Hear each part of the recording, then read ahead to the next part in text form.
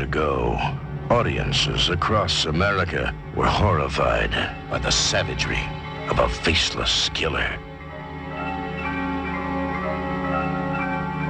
In the wake of this bizarre rampage, he vanished. Now, after more than a decade of silence, he has come out of hiding.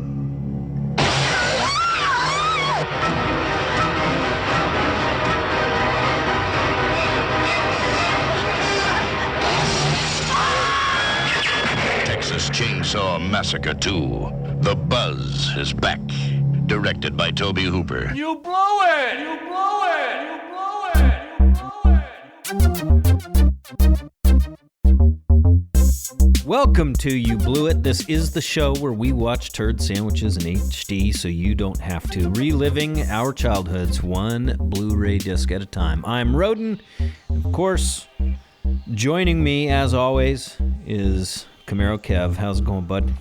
It's going, man. I think this is one that I definitely didn't watch in my childhood. You know, I thought I did, but I don't remember a large portions of this movie. Yeah.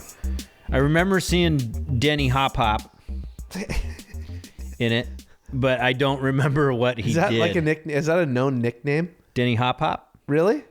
Yeah, dude, that's what everybody used to call him. Denny Hop Pot. Hop Hop. Hop Hop. Yeah. Huh. All right. Well, that's Dennis Hopper for people who are as dumb Denny as me. Hoppy. Is as dumb as I am. Texas, Nobody fucking called him. Texas Chainsaw Massacre. Number Part 2. That's it, right? It's just number 2? Yeah. Texas Yeah, Chainsaw it's Massacre just 2. There isn't any colon or anything like that where it's like No. colon the family's back or Nope. some Nope. nonsense like that. No? I don't think so.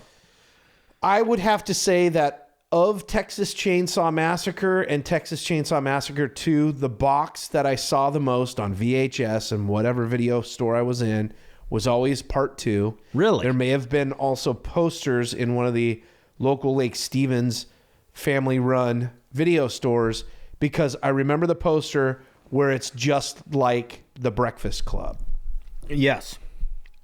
Which is like, And I would highly recommend that everybody who's listening to this go and check that out. The because it is poster? kind of funny. Yeah. Yeah, I would. There's some places online where they have side by side comparisons. Right. So kind of funny. I mean, because at that time, well, I guess when did Breakfast Club come out? 85, 86? I don't know. Got to be around. I mean, this it time must have been before this. Yeah, or I got the around idea. it to where they were trying to Right. jump on the zeitgeist Yeah. or whatever. And this one, they Tobe Hooper was the director. It's 1986. Tobe Hooper was the director. It's a canon movie. So It is. you've got Gollum and Globus. Is that how you say that guy's name? Golem Globus. Yeah, Gollum Globus. It's but it's Gollum and it's Golan Globus. Golan. It's Menachem Golan and Yori Globus or something Yori like that. Globus. Okay. Something like that. I thought Golan and Globus were their first names. You thought Gollum and Gollum, yeah. You thought it was Gollum Globus. Let me clarify. One guy. I and his name did was think Gollum that the Globus. man's name was Gollum. Yeah. That's awesome. But So Tobe Hooper directed the first Texas Chainsaw Massacre. Right. That's what put him on the map. That Yes. was like 1974 when that movie came out. Yeah. And then he thought that there was a lot of dark comedy in the first one. So, but he thought that everybody kind of missed it. Yeah, they the missed critics- it, and the critics and missed it. The fans missed it. So he was just like, "We're going straight wackadoo." Yeah, on number 2. I'm gonna make sure you missed it before. I'm gonna beat you over the fucking head with it. over the head, But the with just goofy bullshit. And that's the problem. He's like, That is a major problem. it's with this not movie. funny. No, not at all. It's not funny. It's actually highly annoying. Yeah, very annoying. Yeah. It's way over the top, dude. Good God. I really did. I do still kind of have a soft spot for these types of movies. Of course. Yeah, of Holy course. Shit, man. Like this one takes it a little too far. Like the jokiness and stuff is just, it's just like there's like constant like maniacal laughing. Yeah. Throughout the movie on many characters. Yes. And it just drives you fucking nuts. From the opening minute of these two, I guess, college students. I think they're college students, but then at some point they do say that they're in high school. Yeah, they say something about high school, but the one guy is saying that they're going to whatever, like, on our way to blah, blah, blah university. And no explanation. These guys are driving a convertible Mercedes. Yeah. That has a car phone that's on the center console because it's 1986. They're shooting a revolver at like signs as they pass it. The reason I think they're also college students is one dude is dressed up like a preppy. He's got like that's true. Like I think one of the in the making of one of the people referred to him as a preppy.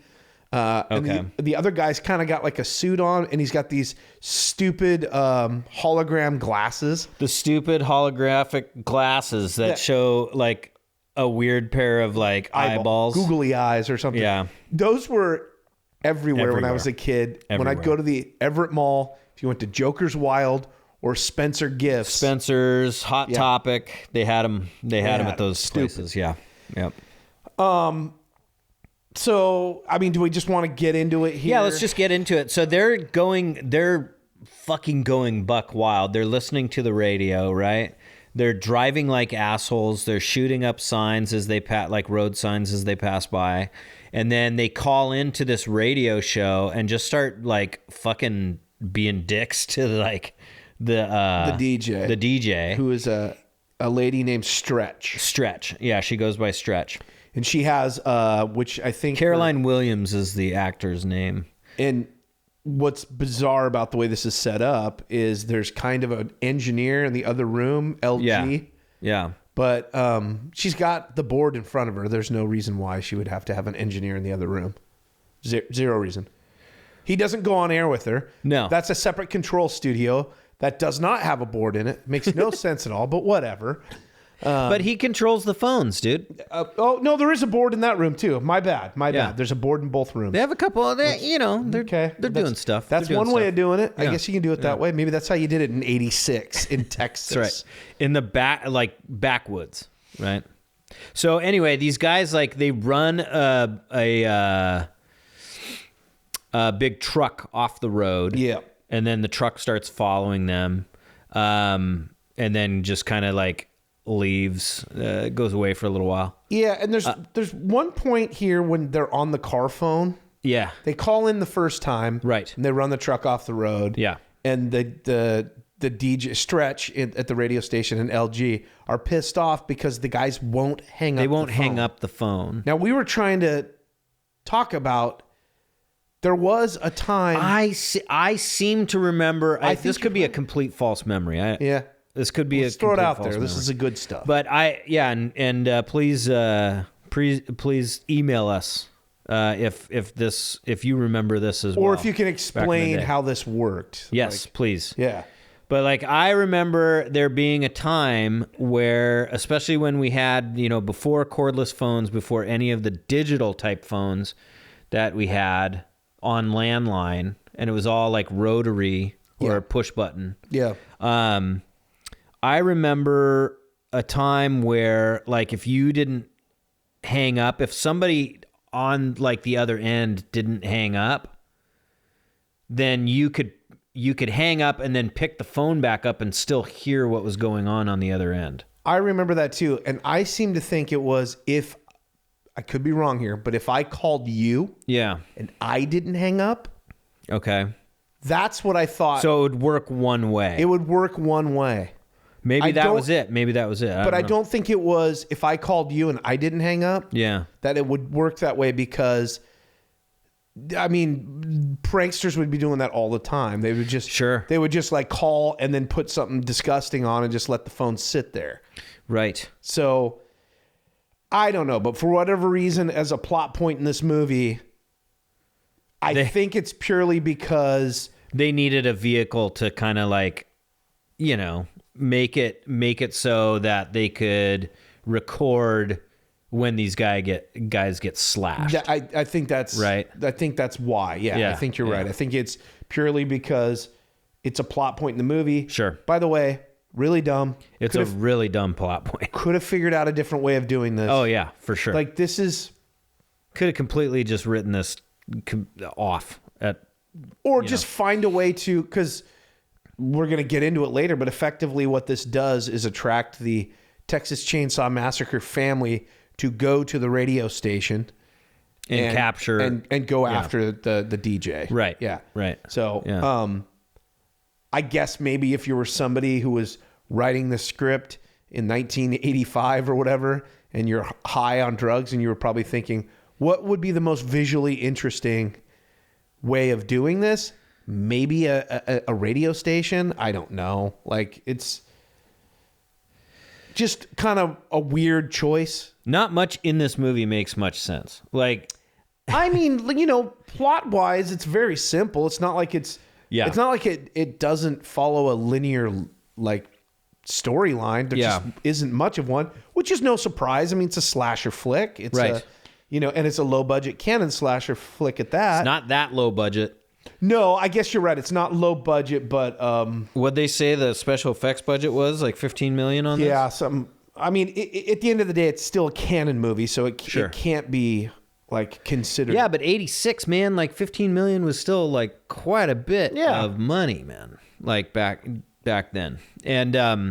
And like it shows too. Like the special effects in this movie are fucking great. Special effects are great. Tom Savini did the effects. Special effects are great. Yeah. Totally competently shot. I mean, it's Tobe Hooper. Yeah. It's the guy that did Poltergeist. Everyone seems to think that was more directed by Steven Spielberg because of how iconic that thing is and how very Spielberg-esque it is. Uh-huh. But at the end of the day, Tobe Hooper is the guy who is credited as directing that movie. Right. So, you know, we did Life Force, which was a Tobe Hooper movie. Mm-hmm. The original Texas Chainsaw Massacre, of course.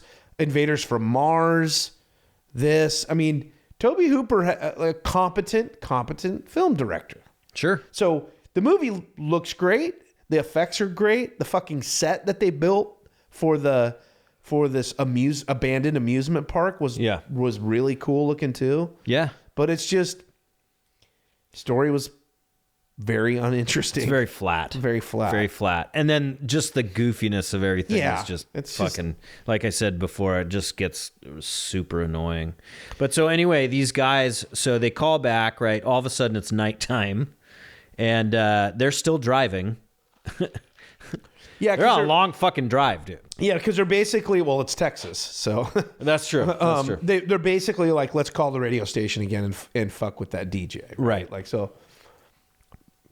So they call up, and then as they're kind of giving shit to Stretch again, that truck shows up, right? And it's fucking Leatherface. The truck confronts them on a bridge, right? Yeah. Like blocks them off on a bridge, and then Leatherface is in the back of the truck. Somebody else is driving, and he's got like a dead body kind of attached to the front of his body that he's using as a puppet.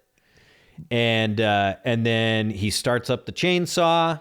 One of the kids in the other car in the Mercedes like shoots the head of the like puppet body. Yeah, the corpse. Body. And it's Leatherface behind him. Leatherface starts up that chainsaw and like chops into the car. This is a great scene too. Chops fucking like the top half of this dude's head off, the driver. Yeah. And it kind of comes off and splits open. It's so gross. And then so DJ Stretch records that. Like, because all of this is showing up on tape, right? Now, it's all live on air. They record it because they can't hang up again. They're saying, hang up. Right, and then it's like, oh, shit. And then this all starts happening. And they're like, exactly. I think that's real. Cut to Dennis Hopper.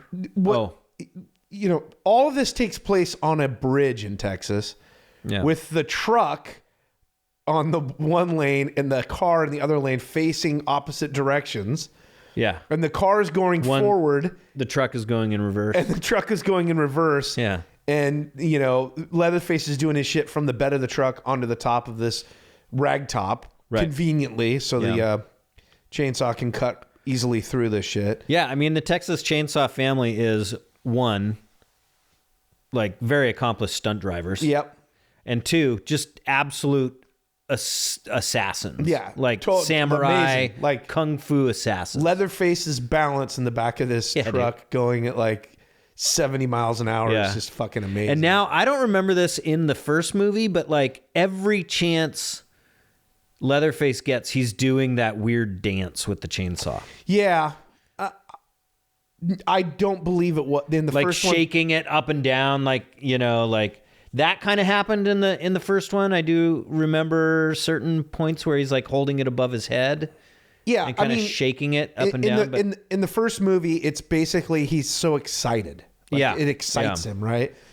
The end of the movie is when he does this dance, right? And everybody remembers it because he's just kind of like a baby. He's like a big baby. He's just having a fit. Yeah, and he's having a temper tantrum.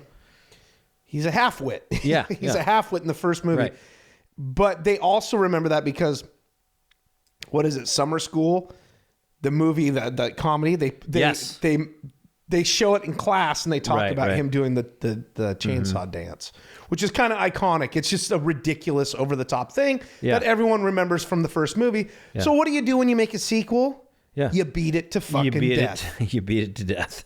That's right. Yeah. Yeah. And so it's just like every chance you see, like he does it in the back of the fucking truck too. He's just like kind of dancing with this fucking thing. That shit in the back of the truck had me fooled when I was like, when the corpse is kind of doing its thing, these guys are driving, they're like, what the fuck is that, man? And I say to you, I'm like, hey, you could see like the black blanket that's covering whoever's operating this thing behind it. And you were like, no, man, I think that's Leatherface who's like using this. And then sure enough, it was. And it was very clever. It was cleverly done. It was like the way that when you're thinking like, oh, it's some sort of zombie, and it's not. Right.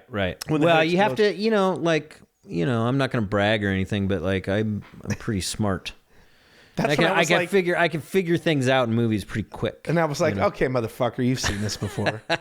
You've seen this before. I just thought it was bad. I did not remember that. I just thought it was bad special effects at that point. So cut to, we meet Dennis Hopper. He's a lieutenant.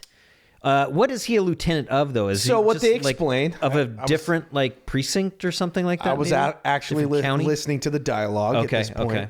So they're doing the investigation on these kids and this crash and these kids, and so Dennis Hopper shows up, and it's like whoever the detectives that are on site, like doing this stuff, they see Dennis Hopper. Yeah, they're like, get out of here. They're like, oh shit, here he is again. Yeah. And then Dennis Hopper is basically saying that through like some dialogue from the detective that's there that's trying to stop him from, or no, sorry. He pulls up and Dennis Hopper is there. And Dennis Hopper's already there. Yeah. He's like, oh shit, Lieutenant's here.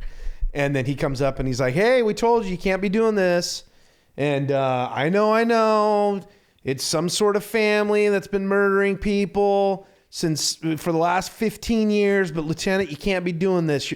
You're no longer a Texas Ranger. He says something like that. Okay.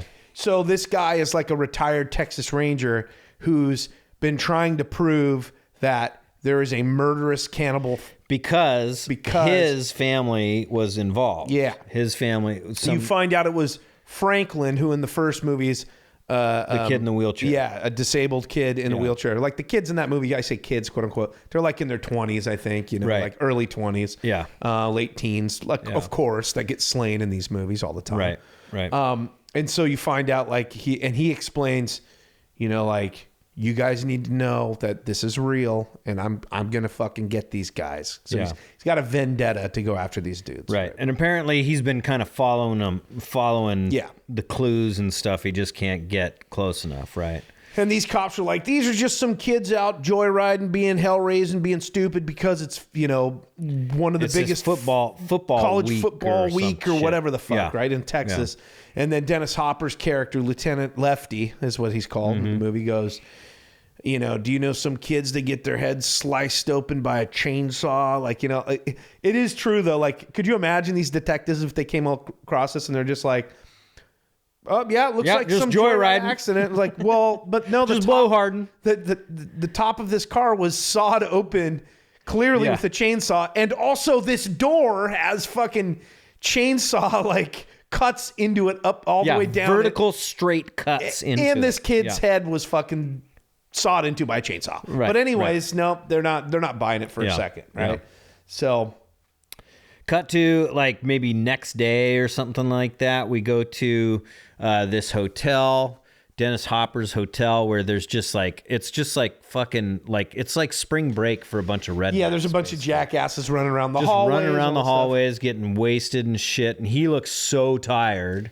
And I'm guessing that's just because like he couldn't sleep because all this shit is going on around him. I guess so. Is that what it was? I don't know. Because he's got big fucking like black rings around his eyes and stuff Maybe like it was that. just like that day on the set or something. But I thought when you pointed it out, I was like, oh, this is gonna be some part of the plot. There's going to be a reveal, like he's part zombie or some shit. That's what I was thinking. Yeah, it looked like he had like makeup on, but like maybe, he's going to turn out needing to eat blood as well. that's what I or thought. some I thought there was shit. going to be some superhuman element to Right. him or something. That's what I thought too. But Yeah. no, it's just Dennis No, Hopper in he's just fucking 86 tired. looked like death warmed over when they shot this fucking man. scene. Oh my god. Oh, my and God. so the Stretch like shows up at his hotel room with the tape of like these two kids getting murdered, brutally murdered, in Which the car. also implies that everyone knows of Lefty from TV and his conspiracy I'm sure, theories yeah, and all this right, shit that this has been going on. And so,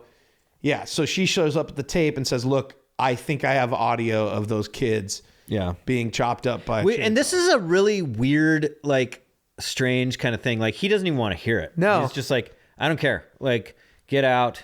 Yeah, he's like, little You know, lady. Look, I'm prepared to die. And like, he gives this soliloquy on like how he's prepared to die. Yeah, and he And I doesn't- was just doesn't- like, I was like, he this doesn't makes want her no to be fucking involved. sense. Yeah. This makes no sense. This woman wants to help you out. She's got evidence or something, you know, it's audio evidence Like, well, and even worse, to it's like, support his theory. I might be the only person ever who believes you. Believes you. Yeah. But he's like, yeah, I don't need anyone to Yeah, believe he basically me. says fuck off. Yeah, And yeah. she's wearing like these like super short fucking Daisy Dukes too. It's the like entire movie.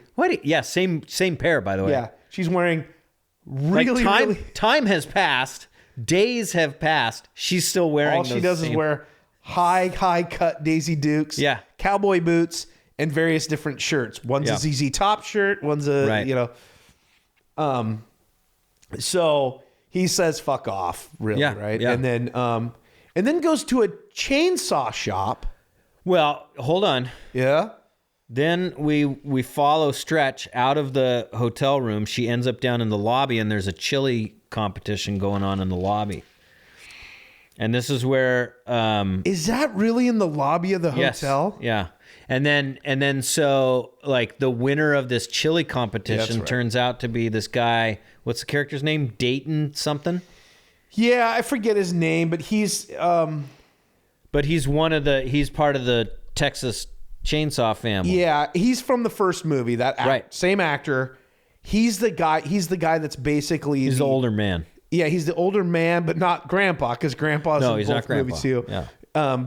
He's the guy that wrangles, so I don't know if he's an older brother to them, to Leatherface and the other guy. And this one, the guy's name's Chop Top, I Chop think is what Top, yeah. but different guy in the other movie, who I think is not in this because I think he died in the other movie. But Right, he gets Chop killed, Top's a similar character to the other, and I think he was a brother of Sure. Yeah, of- they're all of they're all like Leatherface brothers or family or of some shit. sort. Yes. They're all related, and this Doesn't guy's matter. kind of the guy that handles it, the older guy. Right. Yeah. So he wins this chili cook-off, and it's a very strange scene because they fill like the trophy with chili, and he's just holding it next to his chest, and it's just like dripping fucking imagine, super like- thick chili all over his fucking shirt. It's like It's so gross. It's so gross. Dude. Just so gross. And then all the while too, he's just talking about, you know, his secret ingredient is the meat. Yeah. It's the meat. It's the meat. It's the meat. and so obviously they're like, you know, catching and killing people and putting Yeah. them in this chili, which they're like, winning awards for and stuff like that, which I thought was kind of funny. Yeah. And gross. Which is part of the dark humor that Toby Hooper. That's right. That's right. Like, just smacking us over the right through the faces with his dark humor. Let's make this chili cook-off the wackiest we can. Toby, you're top. so funny. So clever, man. You were it's so clever. funny. He's dead, right? Toby? Yeah. Yeah, he's dirt nap. Yeah. All right. R.I.P. R.I.P. By the way, like disclaimer, we're going to be pissing a bunch of people off with this one too. Just you think like so? Oh yeah, just like the Superman shit. There's so much fandom around Texas Chainsaw Did we get any? Massacre. Did we get any emails on that Fuck one? no, we don't get okay. emails anymore because no one listens to this shit. But at the end of the day, I do know that there's a huge fan base for like the Texas Chainsaw and Toby Hooper. Well, but, and I like, can tell guys, why. I mean, this is a cult classic. It's one of those slasher movies. Like, I mean, it's the heyday. This was the heyday of like, you know, just putting as much blood and gore into a horror movie as possible, which I am, you know, personally kind of a fan of. I am too, but the first movie is so fucking iconic, and to think that this is that's the thing that that's one of the problems that I have with this too, is like normally you don't go super goofball with one of these movies until at least like number 4. Yeah, well, like what isn't that like with Nightmare on Elm Street? Nightmare on Elm Street. It's like number 4 is where everything starts to turn just loosey-goosey goofy. You know? I mean, maybe like, what would you say with like Friday the 13th, like part 3, part 4? When does it go completely like Fuck. Because part 3 is pretty goofy, the one in 3D, but it's still not like it's not like slapsticky, yeah, like wacky stuff. Yeah, that's true. And you're right. It's usually later on when this shit happens. Yeah. This is like a very serious, gritty 1970s horror classic. Yeah. And then he follows up 12 years later with this like goofy, over the top. Yeah. So yeah, it's crazy. It's annoying. It's very annoying. Shit. It's very annoying. Yeah. So okay. And there's a lot of yelling. There's so much yelling in this movie too. Well, but if you watch the original, that's the other thing. Lots of yelling and a woman screaming throughout the entire fucking movie. Yeah, they zoom into her eyeballs in that movie, and you could see, I swear, like capillaries that have burst in the whites of this woman's eyes. Yeah. You know, and there's a lot of screaming in this one too. Yeah. Just not so much in the first half. No. Which is great. No. But yeah, that was one of the major problems, and I actually really liked this movie too. The Tom Cruise War of the Worlds movie. Dakota Fanning is in that as a child. Yep. And oh my God, dude, her yelling throughout that movie is just like, at some point, even a father would have to go, like, you know what? She's going to get us killed. I haven't seen that movie forever, dude. It's been a long time. Yeah. It's a pretty good one. Yeah, it's not bad. It's Spielberg. What are we doing here? Yeah, I mean, all this shit's it's a good one. But like that girl is just like, oh my God, dude. You'd have to make a hard decision. We're leaving you behind. I can't do it anymore. Okay, so he wins the chili cook-off. And he's driving home. He's driving home in this giant it's like a fucking food. It's like a gut truck. Gut truck, yeah. Fucking gut truck where he sells his wares. Right. His various. In the original movie, I think it's barbecue that they're doing. Oh, okay. They have a little barbecue shack on the side of the road that people stop into. This is the part that I don't quite understand. Again, going back to this weird thing about recording the audio of the thing. Right. So Stretch takes it upon herself to like air this tape of these two people getting murdered live on air. Why? I don't know. I have no idea why she's doing it. Correct me if she says this goes out to Lefty. Yeah, this goes out to Lefty. So maybe it's like, since you wouldn't let me play it in your room, I'm just going to air it on the radio station. I think she's trying to bring more attention to it because nobody believes that the Texas Chainsaw Family is a thing. They just all think it's just kind of like myth. But she doesn't explain that. She doesn't Urban go like, legend. hey, all you listeners out there, can you I know help me there's with not this? enough. She just goes, well, here's another hit that goes out to Lefty. I think and she some of this took place in the exhibition fucking like narration at the very beginning of the movie. There's like 8 paragraphs of information that gets read to you as the movie starts. It's just talking about the first movie, though. Yeah, but it's also talking about the mythos of it. Yeah. Like it says that it's an urban legend, like nobody really believes that it's happening except for very few. Because they explain that cops never found the house, they never found the bodies, and all that stuff. I understand all that, but the way she presents it on air is fucking dumb. She doesn't say like, hey, by the way, there was a thing that happened the other night, and I think it was a murder. Agreed. Here's some audio. Please, if you have any information on this, give me a call. Yeah. No, she's like, we're playing the hits, and here's one to Lefty. And look, man, I agree with you, okay? But the thing is I think they think, the guys who made this movie think that they explained it well enough. That's all I'm saying. With the intro. That's fucking dumb, dude. I know it's dumb. The whole movie's stupid. Dumb. So she plays this thing, and this is... Here's another thing. Like, this is, again... Okay, I'm going to stop for a second, because I know I'm picking apart a movie that's like, okay, it's a slasher movie. It was like... But the first one totally made sense. Everything about it was like a normal story. Like, you could believe that this could happen. It very much could have. Those are the best types of horror movies that are actually scary too. Is like there's not much to it. Like that whole movie was just like, hey, we're a bunch of fucking teenagers that are on like a road trip together. They're out of gas. They end up going down a dead end road, finding this creepy house, and they're stuck down there out in the middle of nowhere. And this family is fucking after them. Yeah. It's simple. It's scary. Right. It could really happen to you. Yeah. Cut to this one, 1986. Everyone's got a goddamn car phone in their car, including this redneck asshole who is winning chili cook-off things. He's driving in his gut truck, and he's got a fucking car phone in there. Yeah. We find out wackadoo family members, including Leatherface, give him a call while he's driving down the road and say, like, hey, flip it over to this radio station so you can hear audio of what we did the other night. Yeah. And so they go to the radio station, the two wackadoos, right? Leatherface and then this guy... Chop Top. We learn is called Chop Top. They never say his name, by the way, in the movie. He's just credited as being Chop Top. Correct. He's got like a coat hanger that he keeps on lighting, like warming up with a lighter and scratching his head. Yeah. But he breaks into the radio station after it's closed and she's closing shop. And then he just begins to like just be creepo.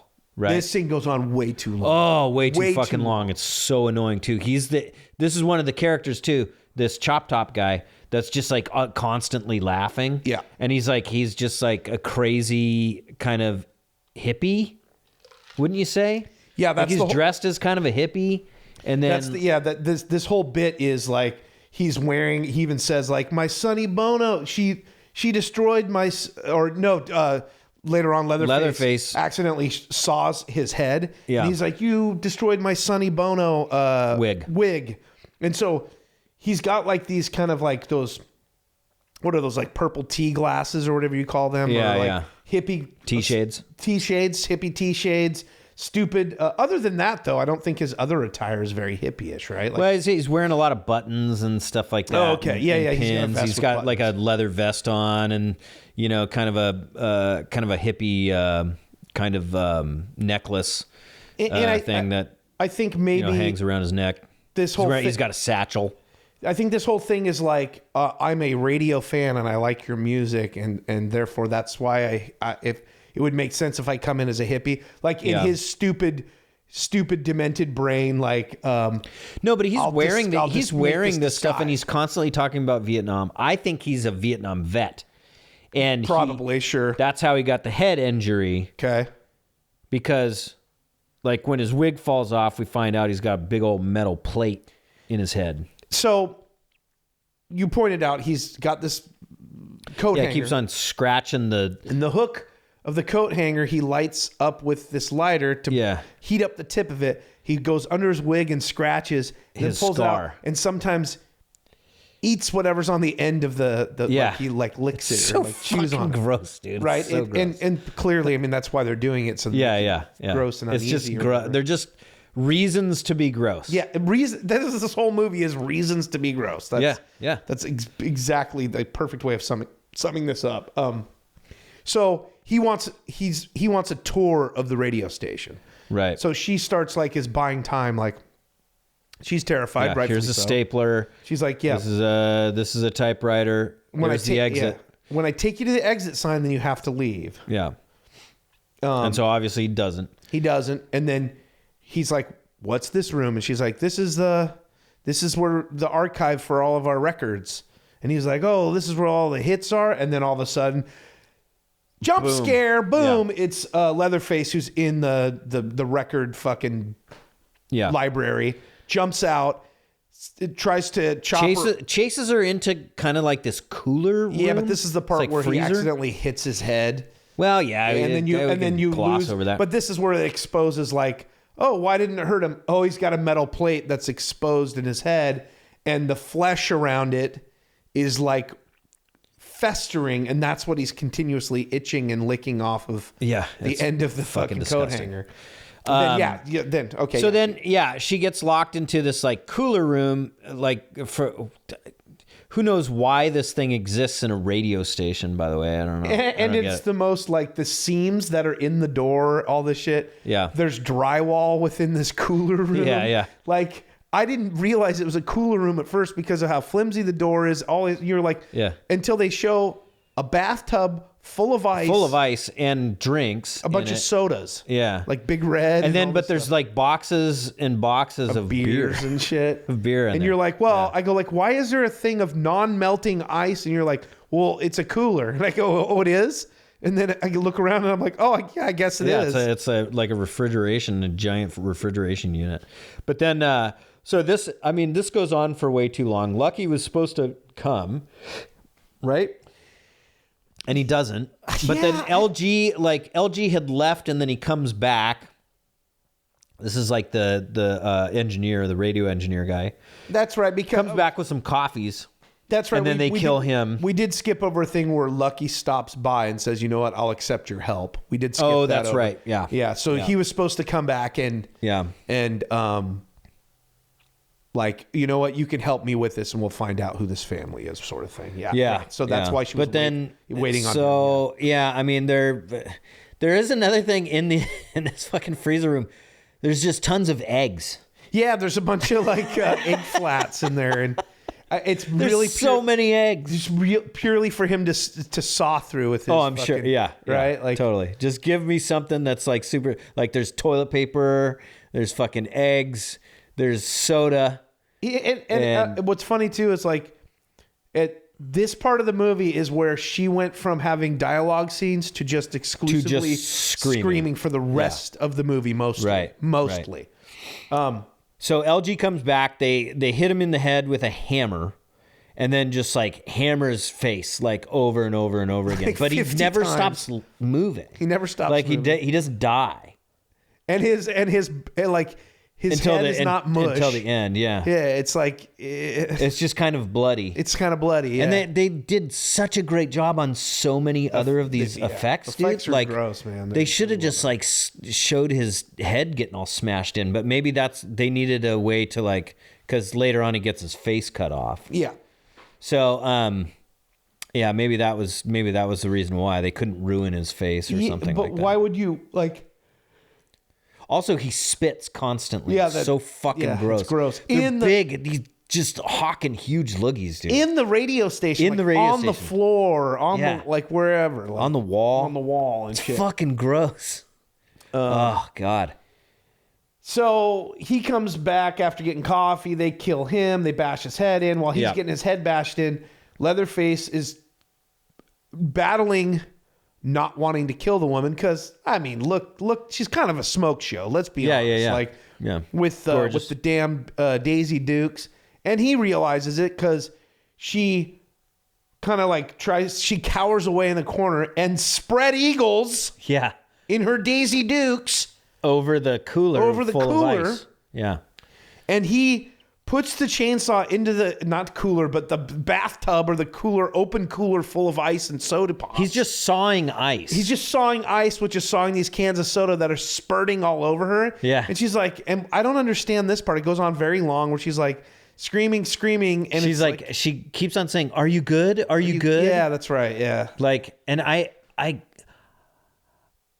made me think that, was she saying like, "Are you like good at sex or something like that?" Or I don't know what the fuck that meant. She quietly says to herself at some point that like they Well, because this is get what, off on fear. Yeah, like she reminds herself, like, in the face of this, Lefty told her that. Yeah, you can't have any fear, and so she's trying to I think express to Leatherface, like, even though she's terrified, she doesn't have any fear. That she doesn't have any fear. Right. So then he stops the fucking chainsaw, rubs the blade up her thigh and into her crotch. It's super uncomfortable. It's very uncomfortable. And the way it's shot too is like she's fully like she's not fully clothed, but you don't see anything. It's just gross looking at a lady's private parts under jeans being rubbed with a chainsaw. The tip of a chainsaw. Yeah. It's unsettling. Yes. And it was. obviously that's the point of it. That's the point of it. Yeah. And at this point, Leatherface is feeling some things he ain't never felt before. That's right. Right? And she realizes it. I think he ejaculates. I think he does too. Yeah. Because like at one point she keeps on going, Are you good? Are you good? Are you good? Yeah, she's like, and he's just like, I can't tell if he's jerking off. I can't or if tell he's either. humping the fucking, or he's just blowing a load, or he's just but he's like straight up dry humping the chainsaw. The chainsaw, yeah, right, yeah, okay. And he's licking his lips through his mask and shit. Yeah. He's got these fucking jacked up teeth. He's just so overly animated too, though. Yeah. Oh, like, way overly animated. Good God. Just the way that he moves in this movie and his stuff. eyes, the way he makes his eyes look and shit. Yeah. Again, I don't mean to harken back to the original movie, but original you barely see him. Yeah, and they talk about this movie about how like, oh, what we did with Leatherface's mask and all this stuff. The problem I have with this is that it doesn't look real. Like it looks like something that was made. It looks rubberized. like a Halloween. It looks rubberized. Yeah. The original movie, you were like, what am I supposed to be looking at? It was so disturbing because it was disturbing because it was so dried out. Yeah, too. it was actual like this. They call him this Leatherface one, because he has human flesh that is stitched together and dried out, and underneath it, he is a disfigured man with fucked up teeth and shit. But they barely ever show it in the original. Yeah, you couldn't see as much, and he's very like kind of until the dance at the end, and until he's kind of like cold. He's very cold. Like he just grabs the women and throws them up on meat hooks. Yeah. And he's just very like just going about his work like he would, hey, I'm making blood sausage, so let me hang the meat up and and it's very fucking disturbing. Yes. This one, he's goofy. Yeah. He's fucking goofy. Yeah. Totally. Not very scary, and I mean, again, no, nothing in this movie is scary. No. There's no part of it I would scary agree. at all. I would agree. It's just gross for gross sake. Yeah, is what it is. And wacky to try and be funny, but it's not. Yeah. So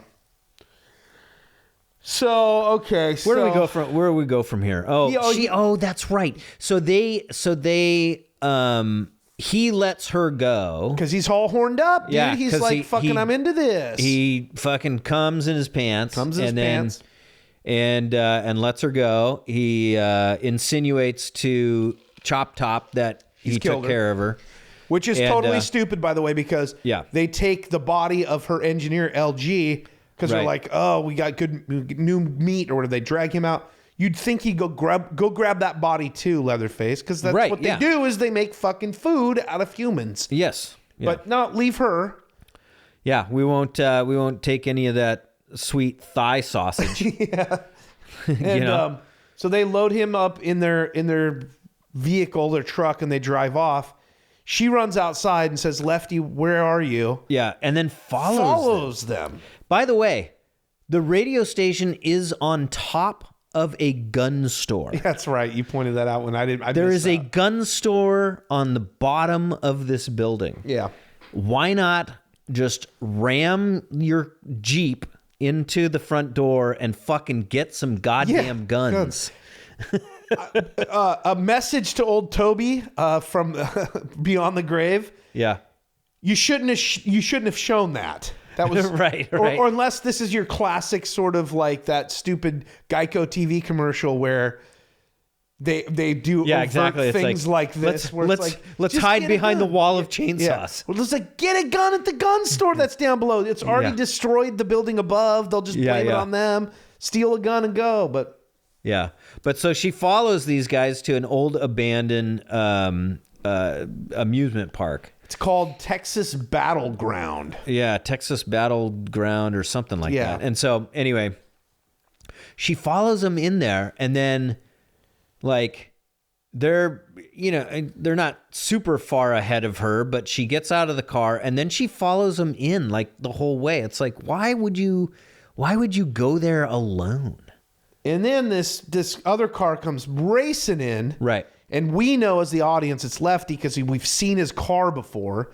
And she's running away from it. And for whatever reason, Lefty is chasing her down in the car. I understand a thing in a movie where it's like a scare where it's like, oh my God, who's this? But it only lasts a split second. This goes on for like a minute. Like he is chasing her down. And then at some point he decides to stop and go, hey, Stretch, it's Lefty or whatever. It's like, after I've terrified you for the last, 2 minutes, chasing you through what looks to be ribs, metal ribs that are a tunnel. It's like wherever it apparently. And by the way, how did the truck not see this going on? I don't know. Because they weren't that far ahead. They weren't that far ahead. I even pointed out when she was following them, I was like, turn your fucking headlights off. You're right behind them. Like I know that always bothers me in these types of movies. Man. Yeah. And so they explain in the making of that it was an abandoned newspaper printing operation. No, that's where they filmed like the interior. Oh, right. That's where they built that shit out. Of the big hall, their big hall. The exterior was an actual amusement park. That's right. Yeah. Abandoned amusement park. Although we don't know where this rib tunnel thing was shot, I guess, necessarily. I think that was at the same spot. Maybe. Yeah. Yeah. So, okay, it's you. Great. Awesome. And he's got his chainsaws that he bought at the chainsaw shop. Oh, yeah, that's right. 2 or 3. Did we talk about that? We started to, but then we got out of order, and so fucking Lefty goes after the chili cook-off thing. He goes to this chainsaw store and buys 3 chainsaws, 2 that are small, stubby ones that he can like wield, double fist. He kind of shows that he's going to. And then one really big fist. one, just like Leatherface's big chainsaw. Yeah. But why? Why fight with chainsaws? It's this whole. It's like Lefty is obsessed with getting them, and he wants his revenge, poetic justice revenge, where it's like, I'm going to get you with your own weapon, with sort your of own thing. Tool. It's so stupid though. It's just like, dude, get a fucking like shotgun. And this dumb this whole thing where he chases her ends up. When he stops her and says, hey, it's just me, she's standing over a trap door. Yeah. In this long-ass tunnel thing, he just so happens to stop chasing her and gets out and yells just in time for her to stand over a trap door. Yeah. Again, this is the shit that drives me nuts in these fucking scripts on this shit. When logistically, or logic-wise in the first movie, everything made sense. There wasn't anything wacky like this.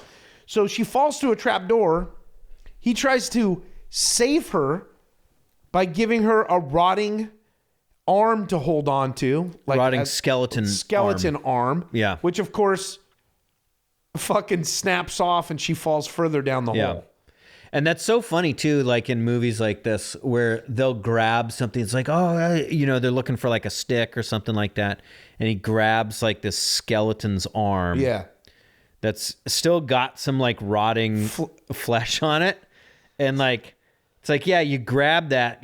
I think pretty quickly you figure out what you're holding on to, right? Because it's got a hand attached to it. Yes, yeah. Like, and I think, again, this is part of this Toby Hooper comedy. Yeah. It's like he's using an actual hand.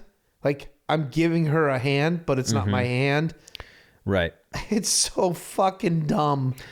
And when she falls further, I don't remember what happens to. Oh yeah, she falls down this massive tube, and then he's like, "Fuck it." He arms himself with his chainsaws and goes into this giant amusement park. He's also had domain, like some special leather kind of like gun holsters, for his the chainsaws the as smaller well. Ones, yeah. Pretty spectacular. And so he goes into this domicile or whatever you want to call it. Yeah. Apparently it's multi-layered because he goes in and he just goes batshit and he starts. Well, there's right when he goes in too, he like kicks this like small hole that's like forming in this wall. And and like a bunch of guts just spill out of it. And apparently it was all real like pig guts. Yeah. Like that had just been, and it was super hot while they were filming there and stuff. And so all this like tripe and like blood and like real. It looks real. Like even gore. When we were watching it, I was like, that's fucking real. That's right. That is real. And like all this gore like spilled out of this wall and like, apparently it was so hot in there and that gore was like a couple days old by this point too when they were filming this and it just fucking reeked. Yeah. So sounds like great conditions. Yeah. Great conditions for filming here. So he goes in and and his whole plan is to, and this is again, like who wrote this shit? He's going to just start chopping this place up with his 3 saws, his chainsaws. He literally goes running into this place with a chainsaw. It's so stupid. It's this giant looking mountain. And he's going to... Yeah, it's like the Matterhorn. He's going to cut... Yeah, it's like the Matterhorn. He's going to cut through all of these wood weight-bearing things to bring it down. Not to mention, while Stretch is in there, this person he cares about. Yeah. I don't really understand this either because it's like, it's not really like a, it's not an old mine shaft. No. Like it's like it's a fake mountain that was, it's a, amusement park. Yeah. Like, it's probably made of like fiberglass and shit, right? Yeah. Like, yeah. So like it's an empty hollow and steel, Yeah. But and clearly he's flipped his lid at this point, right? Like he's actually gone insane too. It's somewhat. Now, she falls down the rabbit hole, kind of bad luck, right into Leatherface, his lair. Mm-hmm. And he's butchering up LG, her friend, and she's hiding behind like a barrel, trying not to be heard. How well does that work? Hiding behind this barrel. Not well, because she accidentally kicks like a bunch of metal like spikes, and of course that clangs, and Leatherface like finds her super quick. And then he's That's a pretty gross part too, because really gross, he's literally like sawing off sections of skin of LG's body. And like holding it up to the light, and like he like cuts off his face, like we were talking about earlier. He cuts a and slab off the side of his body, skin. It's fucking gross, and it looks real. And at this point, he's not using a chainsaw; he's using he's using an electric knife, like you'd carve a carving turkey. knife, and cuts his face off, and then she she makes some noise, and so Leatherface comes over, and he's like, "Oh, it's my lover. It's my lady friend that Yeah. made me feel funny in my pants." So he's like, and she's like, "Please help me, please help me." And so he kind of like, kind of like makes a shushing motion, and he puts her friend's face on her face. Yeah. The cut off, and then puts a cowboy hat on her.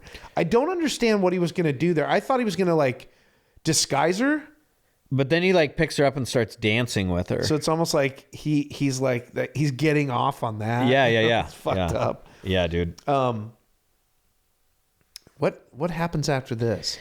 Then some like stuff falls from the ceiling because Dennis Hopper's there's a character bug Lefty cutting is things. like just going ape shit on cutting up all these like support beams, and so. But and are then we he sure about freaks that? out. But they don't know what it is, right? No, they have no idea what it is. So, but Leatherface is like, "Oh shit, we need to go check on some stuff," and so then he kind of runs out and locks her in this. Oh yeah, room. he ties her up. That's Yeah, right. Yeah. yeah.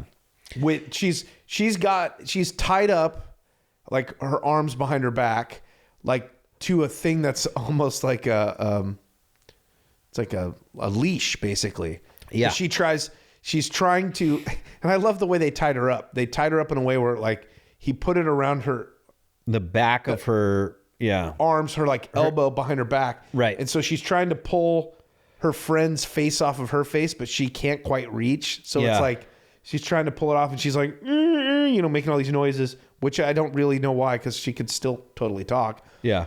And then realizes, oh shit, I can't get out of here because this rope is anchored to the ground, and I can't pull the shit off my face. Who wakes up?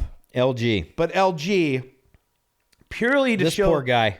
purely to show the makeup job that Tom Savini did, which looks fucking fantastic. It's like exposed ribs. His fucking face is like completely filleted off. Yeah. All this stuff. But there's still like sections around his mouth and around the eyes. And then, so he helps her get undone and then dies. And she puts his face back on. Uh-huh. And it fits. She's being respectful. Yes. And it fits perfectly, like over the eyes and everything like that. It was very well done. Yeah. It was very well done. But the problem, so fucking gross. The problem with this stupid shit too is, again, overanalyzing. I know, but again, the original movie was rooted in reality. Pretty real movie. This one, it's like, why isn't this dude's head caved in? They literally beat it in with a hammer for like 5 minutes. Yeah. But all he's got is filleted skin off of his head. Like, that's it.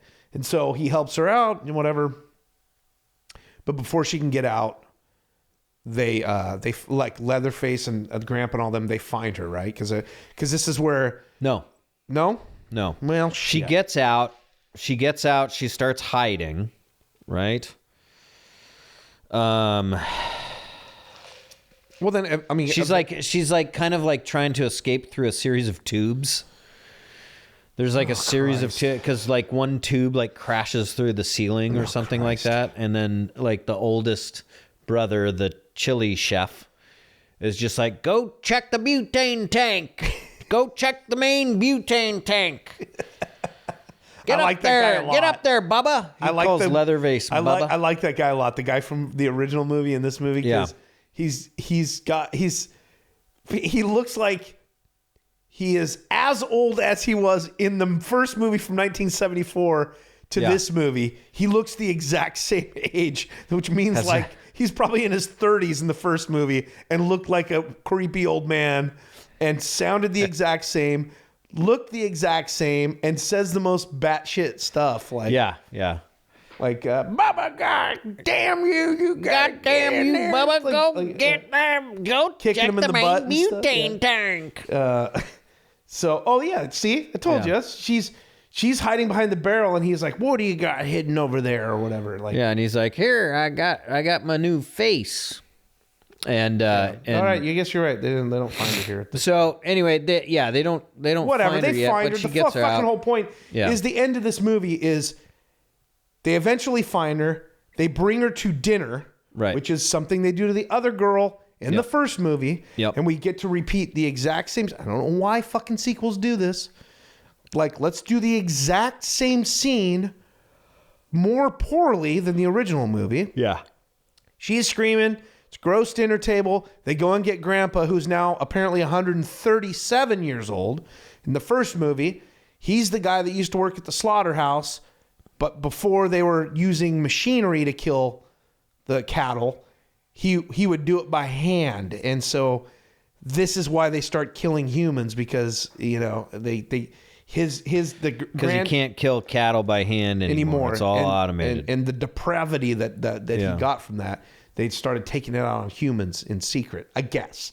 So they bring Grandpa out, and it's 137. He's in a wheelchair. They put her head over a barrel, and they're trying to get Grandpa to knock her in the back of the head to kill her with this sledgehammer, straight from the first fucking movie. Right. And eventually, the Grandpa can't do it, and so the guy that's yelling all the time just does it and knocks her out. Yeah. At this point, they finally figure out. And they're going to try to feed Grandpa, like, her blood. Yeah. Basically. Apparently, that's what's keeping this guy alive, by the way. I think they even say that in the first movie. In the first movie, he's like 102. Yeah. This whole time, too, like... Or not Dennis Hopper's character is just, like, upstairs just cutting boards. The whole time, they'll cut to him. He's just going nutty on, like, again, weight-bearing things. Yeah. I don't know. Like, sections are falling apart. And he's like singing hymns or something. He's like, I don't know what the fuck's going on. So eventually he comes down, and now they're aware. He finally comes down. Yeah, finally comes down, and when they're just about to just kill her. Yeah. Right. And no, she's knocked out. They're getting ready to kill her. Yeah. And now he cuts. He puts his saw blade up the butt crack of, what is it, Drayton? Drayton, I guess. I wish we could figure out this fucker's name. Yeah, I mean, how could we do that? The leader. He's the leader of the goddamn like family. He's the leader of the family. But he saws him right up his taint, like asshole and taint. And he's like, oh, goddamn. And he jumps and runs under a table. And Drayton Sawyer. Drayton Sawyer. And then Leatherface is up on top of the table. So now Dennis Hopper jumps up there, and they're doing battle with chainsaws while Drayton is under the table. Yeah. And now the other guy... He pulls a corpse down, and the corpse has a grenade. And again, this is another playback to Vietnam for some reason. Yeah. He says something about... well, that's it. Like Chop Top keeps on talking about like let's make a Nom land or something like that. Yeah. So and the hippie guy, Chop Top, is chasing after her now. Mm-hmm. So they're battling. Sawyer's under the table. Leatherface and Dennis Hopper are battling, and now he's chasing her through the various tunnels and shit. Yeah. And then Lefty finally gets kind of the upper hand on Leatherface during the battle and like plunges like the big chainsaw through his belly. Which is another reason to show a special effect done by Tom Savini, which is really cool. Right. That the blade that's in goes through him, and it's the chainsaw's running, and it's like you could see it running in the front side and on the backside that it's gone through. So could you see it running on the backside? Yeah, it's cool. Oh, I didn't notice that. That's the whole point of that shot, was like, man, it was running like through this guy's belly. So yeah, it was pretty gross. It's pretty cool. Yeah. And then the grenade goes off. And so I think that's the end of Lefty. Like Lefty dies down there. Do we ever see the actual grenade go off? Yes, there's an explosion while he's Chop Top is chasing Stretch up the ladder. Yeah, she gets up this tube that has a ladder, and then out of the tube onto the side onto the main part of the Matterhorn, right? And she's climbing this. Now it's daylight out. Right. I missed where the fucking thing blew up because I thought it was going to be a thing where it would there's going to be this grandiose explosion down below. And they didn't. No, you just see it. You just see it kind of explode. You hear and see kind of an explosion through the tube.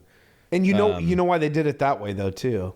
just in case this was successful, they can do a part 3 because you don't actually see know the if death Lefty's of dead. Leatherface or if Sawyer, but you assume all 3 of them have died in that explosion. Yeah. And she makes it to the top of this mountain with Chop Top chasing her, and there's a rotting corpse of grandma. Yeah. Who's also like she's got a chainsaw on her lap, and this is almost like a shrine that she's in. Mm-hmm. And he comes in with does he have a knife or like a straight razor? He's got like a straight razor. Yeah. And he's trying to slash her up, and she ends up getting the. At some point chainsaw. she shocks his fucking metal dome with a. That's way down there. Yeah. That's how she gets away. But so she grabs this chainsaw and is trying to start it, and he's just slashing her back while she's trying to start. Yeah, this chainsaw. yeah, that was kind of brutal, dude. Yeah, she finally gets it started. Yeah, she slashes him across the belly, slashes him up like through his face and stuff, and then goes out to kind of this ledge. Yeah, part he falls of the off though, right? Like he falls off. back down into the tube into the lair. And then she's up there and she does the Leatherface chainsaw dance. And then it cuts to the end. Cuts to black and roll credits. So another callback to the end of the original movie. Right. We're going to have you do a chainsaw dance. Mm-hmm. This fucking movie, man. Yeah. There are a couple of scenes that we skipped over. Like, there's a rather kind of long chase scene when they do finally notice her when she's trying to, or Stretch when she's trying to escape. And she's like going through these tunnels where there's just skeletons everywhere. There's like human bones everywhere around this whole place. And it's like, these people must have been killing thousands of people. They're basically human hoarders, human body part hoarders. Yeah. But here's the thing, like, there are rib cages and fucking legs and arms and skulls every fucking where, dude. And it's as far as the eye can see in a lot of these shots. Yeah. Right. That's what's impressive about this. And this is where we were talking about. It's where the newspaper press was. Yeah. So apparently it's this very long building and they built it out. And there's shots where I'm like, Jesus Christ, they had to build this thing out. Like look in the background. Like it just goes off. And everything's just covered in and they said they effects. just went to like secondhand stores and just bought a bunch of shit. And that's what it looks like. And there's lights strewn everywhere. It's impressive, but also not impressive. I don't know. I think it's kind of cool. I mean, visually, it's just not. It's not like it's such a visual mess that you almost don't.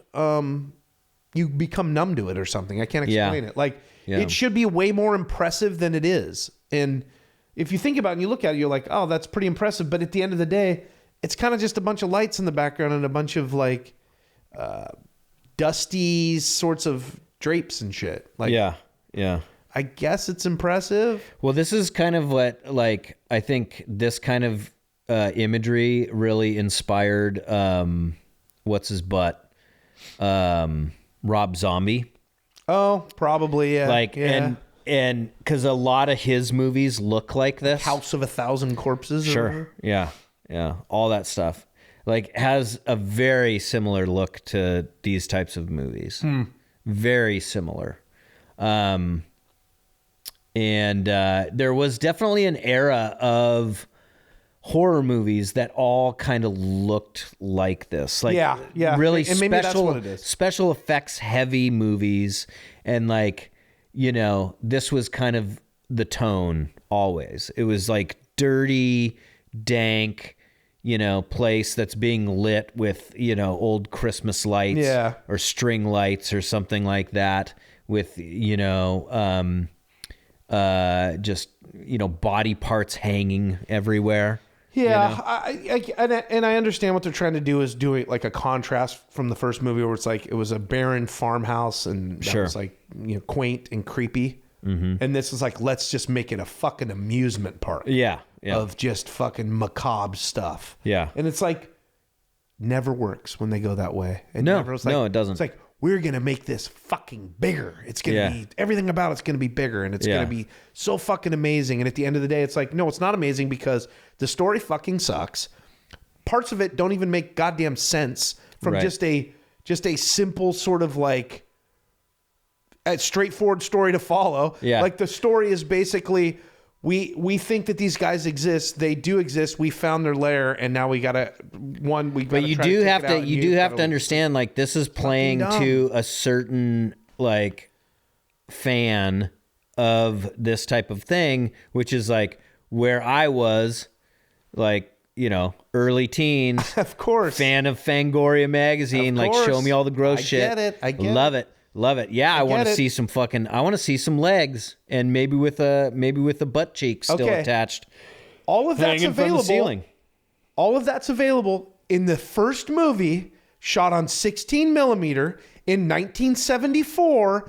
Before any of these movies were even like this, the guy that kind of created this genre that was fucking terrifying because it seemed like it could really happen. But I want it brighter and more better in my face. Infinitely better film. I want it brighter and more in my face. Way scarier, way more disturbing. And this is what kills me about these dumb fucks. You're like, hey, bro, you already did this. You already accomplished what you set out to do. And that's how we got to this point. This is what put you on the map. Why do you think that this is going to be any better than that? And why did you waste so much goddamn money on this? That's a fucking waste. See, this is what I'm trying to say, though, is that it's not a waste because there are people out there that like this kind of shit. Okay. I mean, I get it. It's like, but the thing is the guy's trying to make the same movie again, but he fucked it up. Like, it's not a good movie. It's not. No, not to us. The effects, the makeup effects that are done in the first movie are really fucking gross too. And they didn't, sit and fucking fetishize it and like zoom in on it and shit like that. And it worked better. I mean, it just worked better as a film all around. I'm not disagreeing with you. God damn it. Because I'm a fan of Tobe Hooper. Sure. I think Texas Chainsaw Massacre and Poltergeist are fucking masterpieces. But in between those two movies, it's garbage like this. It's garbage like Life Force. Mm-hmm. It's garbage like fucking, I don't even know Invaders from Mars. The fucking goddamn cover. We might have to watch that one because I've never seen it. I've never seen it either. Yeah. And it's another one where the box cover art just, I didn't want to watch it. I don't even know what it looks like. I don't even know. Crazy font and some backlit thing. It's like fucking stupid. But anyways. Well, that's the movie. That's the movie. Yeah. And I could see why it was a flop. And I can see why. I can also see why it's a fucking cult classic. I can too. Like, and as far as the Fangoria crowd, you're right. And Tom Savini's makeup effects are fucking top notch in this thing. So but that does not make a good movie, nor a movie that really deserves revisiting. Sorry for you people who like this thing. I found it entirely watchable. It is, but it's like, would you? I don't know if I would want to watch it again. I might watch it if there's a commentary on it to see. Yeah. But yeah. It's I don't know if I'd watch it again, but I would like if you like these quirky like horror movies from the 80s, early 90s, I would say this this one's worth checking out for sure. Yeah, sure. No, I mean you're right, and especially if you're a fan of that genre and I mean again, like Tom Savini is like a legend when it comes to this sort of stuff, and rightfully so. Like this is prime example of when you let him unleash and he has a decent budget. Like the shit that he can do is pretty goddamn amazing. It's just, for me, it's wasted on just the story and shit in this movie. Well, see, you have early 80s, late 70s fighting movies. Yeah. And I've got this. So, you know what? Go fuck yourself, pal. No, I mean, no, I'm not judging you in the sense that like. Oh, you are a little bit. No, not at all. Not at all. I understand how this can be people's things. It's just so fucking unfathomably disappointing. And I feel the same way of a lot of Van Damme movies. Like, Sure. I think Bloodsport's a masterpiece, and everything after it, if it's any of his fighting-centric movies, are basically like diminishing returns. Like, you get from Bloodsport to The Quest that he directed. Yeah. We still have to watch that one, by the way. We still haven't watched that one. Yeah. That is basically like Van Damme's, I'm going to direct my own, and it's going to be a throwback to Bloodsport, and it's just fucking trash. Right. And it's reminiscent of something like this, where it's like, how could you go from making something that is like a masterpiece of the genre, and then you never can get quite even close to getting back to that ever again. And in fact, you try and make the same goddamn movie, but it's so unwatchable. And that's kind of what I feel about this. Yeah. So. Gotcha. All right. Well, how many bullets do you give it? I'll give it 2. 2? 2.5. I'm going to get, I mean, I'm close to that. I'm going to give it a solid 3 though. Okay. Yeah. I'll give it a 3. All right. Yeah. Piece of dialogue. It's got to be when Drayton Sawyer fucking does a burnout after he's on the phone with his 2 troglodyte brothers, and he goes, "You fudge backers, Cut print. That's you've done it again. Ah, you cool shit. Ah, you fudgebacker, you'll be the death of me yet.